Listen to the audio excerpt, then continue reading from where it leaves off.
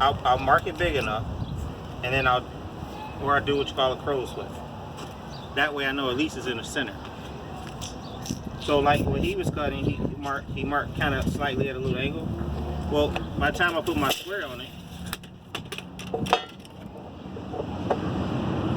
so y'all can see, where's my line at? How do I know to mark here or here? So if you don't make a kind of a straight mark or at least some type of little crow's foot or something, you know that's a good. You won't know where to mark it. Or what's gonna happen is you're gonna go cut it. The material's gonna be short. So we at 48. In this case, I also want to check my materials because sometimes what happens is the material it should be 96 inches, but depending on how they milled it, it could be 96 and a quarter. It could be 96 and a half. So it may not actually be 8 feet. So you always want to check it. What do I have? 96. Nope. That's 16. Nope. An 8. Now y'all guessing. Anybody want to look at it? You can come. Get close to the. Come on, guys. Get closer to it. Come on. What did you say? What's my measurement here?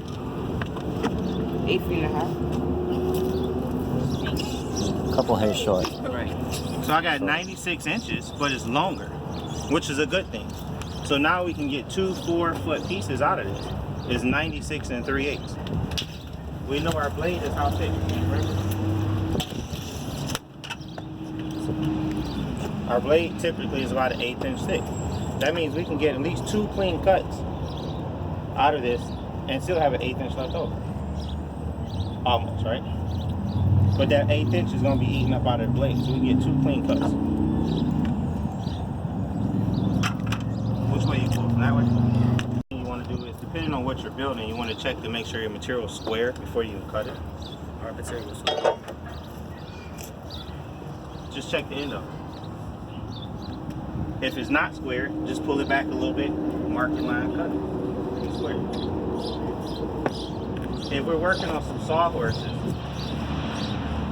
in this case, we don't have any sawhorses today, so I opted to use this platform to cut on top of. When you're cutting on top of sawhorse, you want to let your material overhang so it just drops.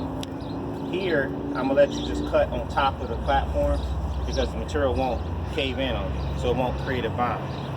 It's just you got equal amounts on both sides, so it's not gonna fall in. Okay.